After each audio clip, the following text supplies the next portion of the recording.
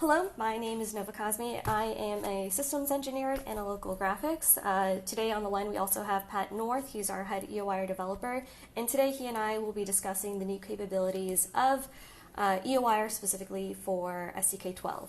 EOIR just stands for Electro-Optical Infrared Tool.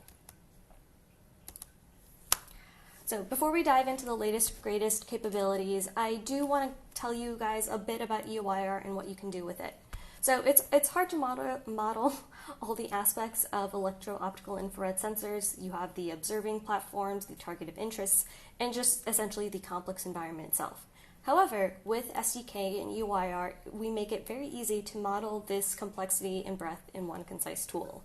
So EOIR, STK EOIR, models the detection, tracking, and imaging performance of electro-optical and infrared sensors from UV, ultraviolet, to infrared. And so with it, you can define the spatial, spectral, optical, and radiometric properties, and all of this can be done, once again, in a single tool to help you assess the system-level system designs, the mission design and analysis, and the test and operations of your mission plan. And designing your sensors is quick to implement. You can define your sensor at a high level, like by modifying the sensitivity, or you can go into like the nitty-gritty and define like the dark current rate or quantum efficiency mode, which overall really leads you to quickly creating a system and then diving into your analysis. And truly, I will say that EOIR is a great all-domain tool. It can be used in a variety of situations from air-to-air, missile defense, SSA, and like civil space operations, from anywhere on Earth to anywhere in the solar system as well. And now, let me tell you about the newest capabilities that have been added to EOIR in STK12.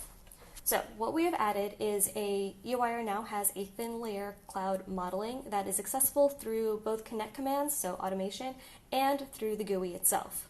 The cloud model is an extremely flexible model. It has inputs for multiple time dynamic layers and cloud characteristics such as like the percent cloud cover, the temperature, emissivity, and radiance. And then the model allows for integration with community standards for cloud modeling files, which can be displayed in the 3D graphics window, like I have it here in the globe model, and then also in the synthetic scene window, which is what generates the what the sensor view is going to be.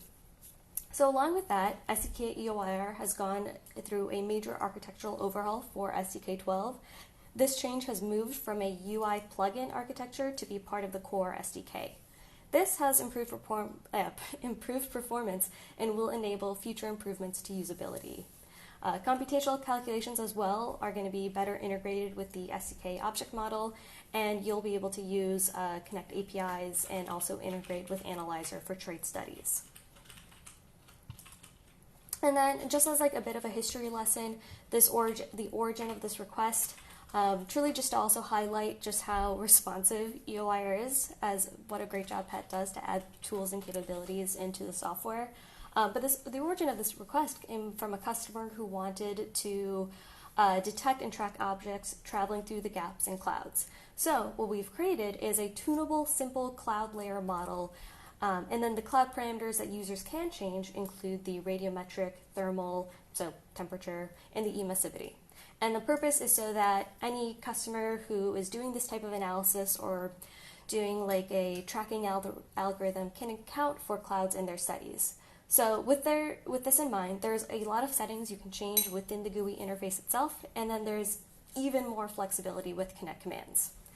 And then the use cases we'll look at today are, we will look at a ground-to-air, an air-to-air, and we'll look at a ground-to-air and an air-to-air situation.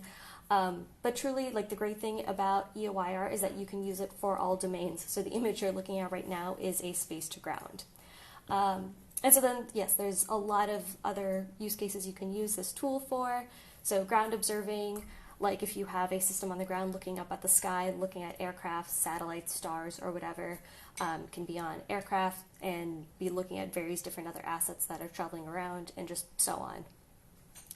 Along with this new capability, moving EOIR from a plugin to the STK Engine supports the engine application development and takes advantage of the STK GUI and graphics. And that essentially leads to faster analysis and increased automation. And then just as a note, pulled together this example and then modeled a aircraft. It's just a simple commercial flight. However, it is super, super hot. It's at 4,000 K. And I believe I'm looking at the visible band, but I just thought that was like a great example of showing a hotspot through the cloud layers. All right, and then for that automation, just to point out, you can do things like add and remove targets from the EOIR configuration, model the atmospheric properties, and then also save images and the raw data itself. And now let's actually dive into what we're looking at and what our users will be able to model in their studies. So Pat, if you don't mind talking a bit about these slides, that'd be great. Yeah, I'd be happy to. So hi, my name is Patrick North. I'm an image scientist. I am not an atmospheric physicist or a meteorologist. So I wanted to caveat that right up front because one of the things that I've tried to do with EOIR is let folks who do things really, really well in their domains spit out some data and then I'll just start using it as is. So for example, we've had folks who have phenomenal active thermodynamics models and they wanted to be able to import their thermal profiles. We've had other folks that generate target signatures. And for the cloud modeling, I had a lot of folks who cared a lot about getting their specific data, and then I had other folks who could have cared less and said, I just need a constant percent transmission around the entire planet. So I've tried to balance both of those extremes by making this about as flexible a model as I could have possibly designed. So what we have are a thin layer model, and what that means is instead of having volumetric poofy clouds where we're really concerned about the voxels or how we're defining the shapes, this is a infinitesimally thin layer that's at a constant altitude around a central body's ellipsoid. And what that lets us do is then say, okay, now that we've got this, we can define on a latitude and longitude basis all of the other parameters of interest. And we even have additional parameters that allow you to fake thickness. So we have a forward and backward scattering constant that can be defined on a latitude, longitude basis. So we can create very realistic cloud effects from this thin model.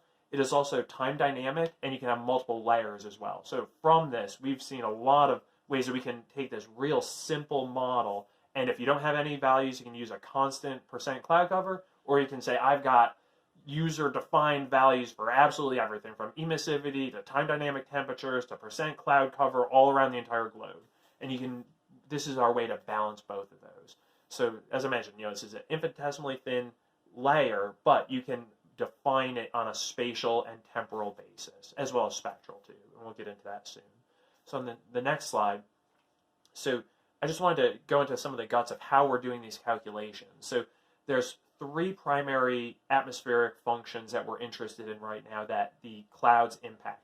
You can always use the simple or database-driven atmospheric models that EOIR has, but now you can insert clouds into that, or you can continue using just a no atmosphere but cloud model as well.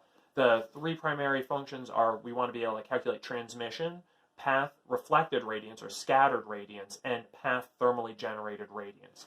And it's not as simple as just saying, well, how much does this cloud layer scatter? Because as you can see, this path is broken up into 4 segments, A, B, C, and D. And we can see that between C and D is maybe where we intersect that thin cloud layer. However, that path C is being obscured by that cloud layer itself. So we don't get the full path reflected radiance along there. And what we do is we integrate along that entire path and look for obscuration from clouds. And that's where you get that ray coming down from the sky type of effect where, you have a hole open up in the clouds and you've got this, beam of light from God himself, saying, oh, look over here. And that's what this model will let you do because it's integrating across that entire path. And if you have multiple layers, it will properly propagate that as well. On the next slide, you have the thermal path radiance. So each of these layers, you can define the thermal characteristics, both emissivity and temperature, or if you actually have a measured radiance for that cloud layer, you can use a measured radiance value, so it's constantly emitting at the value that you'd like it to. And you can do real exotic type of effects if, for example, you wanted to simulate auroras. Well, you could set a cloud layer, and then you could generate an emissivity curve that matched the emission of your aurora and an effective temperature, and you would see the light shining at that wavelength that you defined. So, and again, this will propagate that path thermal radiance across the entire the sensor to target path that you're interested in. Go ahead and go to the next slide, please. So that's sort of the under the hood equations that are involved in this. But where do you get that data from? And Nova is going to speak to that for a little bit. Yeah, so perfect. Thank you so much. Thank you so much, Pat. So when you're starting your analysis and you want to actually load in the cloud models, a great question is like, all right, so what cloud models do I have available to me? So we have a couple options for you to get started with. You can do something like a single layer of a simple cloud model, which would essentially be like an average value over space itself. Very, very basic, very introductory, but a good place to start. The next level is if you wanted to download clouds. From the interface itself, from the GUI itself, you'll have the ability to download data sourced from the University of Wisconsin. This was just provided to us. It is downloadable data. It is updated every 3 hours. However, you can also load in your own cloud data too. So you can actually take an image file, convert it into the CLD, CLDS, or CSV file, and I'll actually talk about that just a little bit. But you can actually load in your own cloud models and use them in the analysis. And I should also say the downloadable clouds, if you don't have an internet connection, there's also some pre-installed cloud files within the STK install that you can utilize for your study as well. So what are we talking about when we discuss cloud files? They are essentially going to be like a text file. And then they encompass things like the time and date, start, and the name of the cloud map. And then the cloud map or the image itself can just be read in with something like MATLAB. And so we have like a little quick script to show you guys that as well. But it essentially just be a file that tells you the behaviors of the clouds just over time. And they can be as high resolution as you want or just whatever your data source is. And so then how do you convert them to a CSV file? You can use something like MATLAB to normalize and save the data out into some 2D data format, and then you'll have yourself a CSV file that you can do whatever you want with it. And when you have that file, you can also do things like load it in, and within the GUI in the interface itself, you can load it in there. But if you wanted to do some sort of automation, you can actually increase the flexibility in the modeling of the model itself with things like connect commands. So within the GUI, you can add and define a single cloud layer, but with connect commands, you can do way more. You can add multiple layers, define them, and stack them up. And so, like for example, within the interface itself, you can do things like modify the altitude, modify the emissivity, and the forward and back scatter, and then with the connect commands, you can do more, and you can have multiple layers and then stack them at whatever altitude that you want to have them at. We had a graphic of the GUI of my dreams that I wanted, and as an engineer, it was pretty ugly, and it had about 5 million possible inputs. And we quickly found out that wasn't feasible to implement this version. So what we wanted to do was make all of those parameters that a real power user might want to be able to get to accessible some way. And you have the just endless amount of flexibility once you can get to the guts of the core model itself. But then at a high level, we wanted to also have a real simple, easy to use interface as well. So that's what the breakdown is between the GUI and then the scripting capabilities. And then I also want to show you guys a slide of what the script itself would be formatted like. This is also information that is contained within our documentation and help, but I just wanted to give you guys some context for when you are actually creating these automation scripts as to how things would be formatted. So if you are running a Connect script or MATLAB or Python or whatever, you can actually incorporate this aspect of EOIR into your mission model. And those CLD files are like stop frame animation, and you can similarly generate your own custom stop frame animations if you wanted to edit a CLD file or generate one programmatically as well. Now that we've gone over the new features, I'd like to actually open up this time to answer any questions. I'm going to read in some questions that may have popped up in the questions panel, and I'll just answer them here. And then, Pat, if you see any, feel free to chime in too. So there's a question here that says, is the cloud data real-time or near real-time? And that's a fantastic question. So the data itself is sourced from the University of Wisconsin. They provide data. I do believe they are taking it from some geosatellites, just space-based, like weather observing satellites. And they provide that data, and the data is actually updated every 3 hours. And so that is where you can get a data file. And that's the default data that STK allows you to download. So again, if you have your own data that you'd like to use, you can always use that. But we wanted to make sure that day one, as soon as you install this, you can get to some real data immediately. And that's what that relationship is that we have with the university. So you can go to the Globe Manager and you can visualize those clouds in the 3D window. And then now you can also point to those same clouds in EOIR and get them modeled radiometrically as well. And then there's a question, can you still do signal to noise constraints based on clouds? The answer is yes. If you had like a 100% cloud cover in front of your target, then the signal to noise would drop down to 0. And then yes, on the topic of adding in multiple cloud layers, so the question is, can you model clouds at multiple altitudes and stack them on each other? Yes.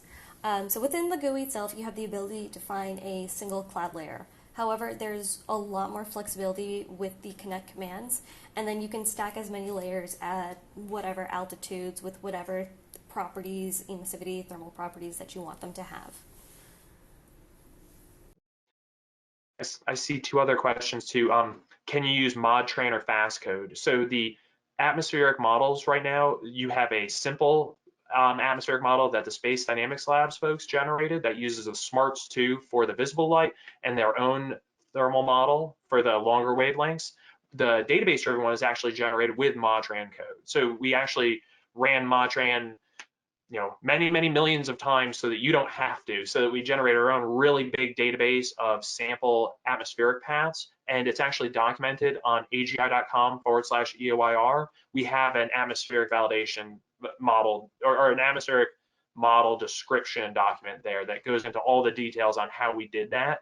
You could always override it with your own atmospheric data, which we've had lots of customers interested in as well. There's a lot of work to do to get all of the right paths represented with the right parameters, but that's something that's possible.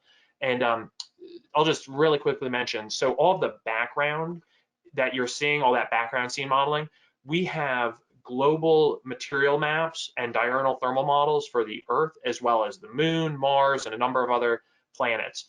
All of that comes with EOIR as is. You can override quite a bit of that with your own custom reflectance, temperature, emissivity maps. And if you have objects of interest like the ice cream trucks, you can insert those as well. I think there were a few other questions I could answer really quickly. The process for generating the cloud maps, all of those parameters can potentially be spatially varying as well as temporally varying. So there's a number of different ways that you can sort of slice and dice all of that data together. For example, you could have a cloud mask, and that would be the percent cloud cover, and then you can have a constant temperature or a spatially varying temperature map that you would then superimpose, or you basically use the percent cloud cover to then say what presence of clouds are in this area, and then you would then look for all the other parameters on a latitude longitude basis as well. So there's a number of ways that you can slice and dice this. You can also just say I have a constant value I'd like to use everywhere, or I have actual radiometric measurements from my own weather satellite and I'd like to use those, or I've got my own simulation process, I just want to use the radiance values that I've generated. The second was could you use this type of modeling for solar panels on the ground? You could put an EOIR sensor on the ground to mimic the amount of radiance that you're receiving, and then the cloud model would propagate. However, we have a solar panel tool that does not use this same model. And the last was the turbulence, turbidity are not currently being modeled. So you won't have the changing indices of refraction effects that would create that spatial variation. We have other parameters that let you modify the spatial optical quality of your light waves. Essentially, if you want to model an aberration, whether it's from turbulence or whether it's from vibration on your platform, or you've got a chip on your optics, you can model all those many different ways. We could go into offline in another discussion. Thank you so much, Pat. Like, seriously, thank you so much. I'd also like to show you guys what you can do with the tools. I do have some demos and some interesting examples to show you guys. So the examples that I've pulled together are, I have a ground to air and an air to air example that I will show you guys. So in the top, on the top right here, you can see the air to air example, but I also just would like to state that you can use any domain and any type of situation that you would like. So in the bottom left, there is a space to ground system like example here. But the ones I want to show you guys are the ground to air and then the air to air. So in this model here, just to give you guys an overview of it, I have an aircraft that's going to be taking off, and then from the airport, basically just modeled at ground site for Denver, I'm going to have like a camera just following the aircraft as it takes off and then flies away. And I truly just pulled this together to show an interesting example. It is a very dramatic ascent, but I liked that it would go up and reach the cloud layer, and then we could actually see that in the data itself.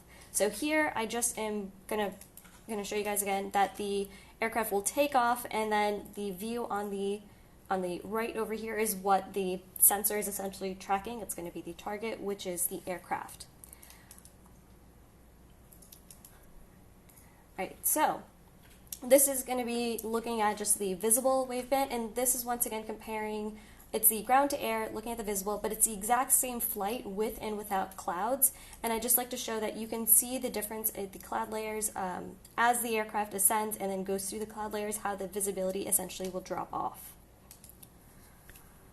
And one thing that we've done ourselves just in testing is we've learned a lot about phenomenology with aircraft, looking at other aircraft with a layer above, a layer below, a layer in between, all three at once. And it's pretty interesting, some of the effects that you'll see where, you know, the shadows disappear, then appear, and then it gets brighter because, you know, it's one aircraft is above a cloud layer and all the light shining onto that cloud layer bounces off the underside of it. So it has definitely been a nice framework to start doing some of that phenomenological study. Yeah, and then this is the exact same flight. I just also wanted it to look at the long wave infrared, and truly I'd like to point out that in the beginning, the aircraft itself has like a smaller thermal color, and this is just like a colorized image, but you can see that there is some difference within the cloud model and then the no cloud model, and then as it takes off, and once again, just as the exact same flight that we just saw. I believe that was a long wave thermal infrared where you see, you know, you don't see that primary reflection that you did earlier with the visible light. Yeah, and then the next example I have here is an air-to-air example. I will once again also show you guys the visible and then the thermal, or yes, the long wave infrared sensor view of this situation as well.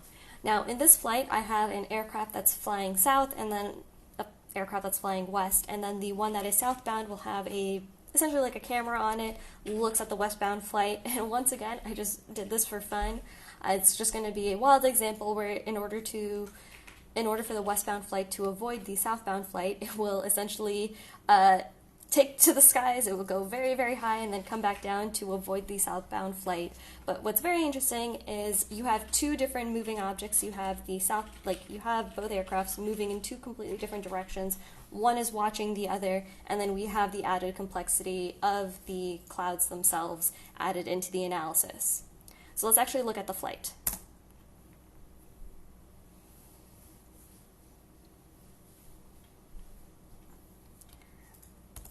So I'm going to replay that again because I think it's very cool, but here you have the aircraft. It will fly and essentially try to bypass the other aircraft, and then you can see from the view of the target what would essentially be in the sensor field of view. I've also added in a vector for the sun target as well, so you guys can see which side of the aircraft is going to be lit during the various parts of the flight.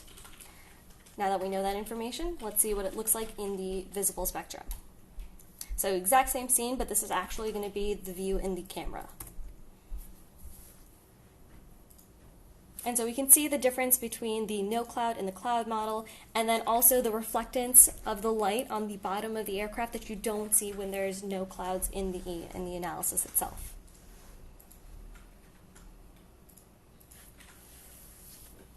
And then we know from the sun vector that the bottom of the aircraft gets lit when it starts heading down, and then we saw that in the flight too. And then, also for fun, I have the exact same example in the long-wave infrared. And you can see the lighter blue, or the dark blue I should say, highlighting just when the cloud layer, when it's traveling through the cloud layer.